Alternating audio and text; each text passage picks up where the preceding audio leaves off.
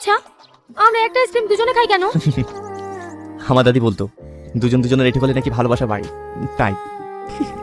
আরে পাগল, হেঁটো না খেলে আমাদের দুজনকে কেউ আলাদা করতে পারবে না, কারণ আমাদের ভালোবাসা তো উপরে বাড়ি কাজ করতে ফেলে এখানে বিড়ি করছিস।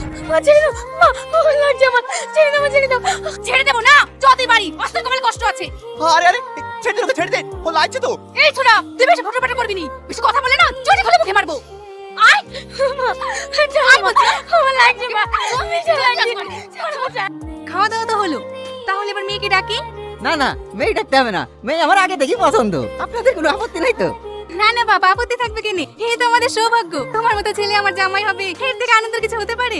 তাহলে বিয়ের ডেটটা পাকা করুন। কিন্তু বাপ, আমি যে তোমায় কিছু দিতে পারবো না। ও বাবা, আপনি কেন টাকা দিতে যাবেন মা? আপনার মেয়েকে আমি 10 লাখ টাকা দিয়ে বিয়ে করে নিয়ে যাবো। হ্যাঁ তাই নাকি?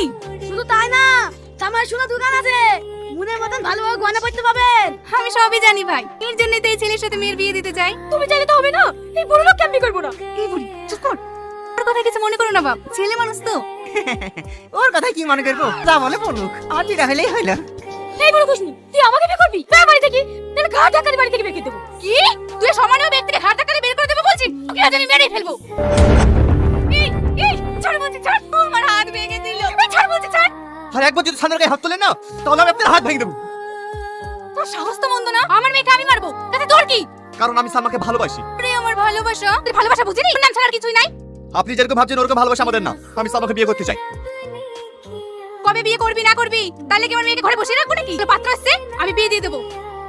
ছি, আপনি মানে ডাইনি, একজন বাপের বয়সী লোকের সাথে আপনার মেয়ের বিয়ে দিতে চান? এটা যদি আপনার নিজের মেয়ে হতো তাহলে আপনি পারতেন এরকম করতে? এই তুই আমাকে জ্ঞান দিবি না, তুই যখন দরদ তখন আপদকে নিয়ে যা না।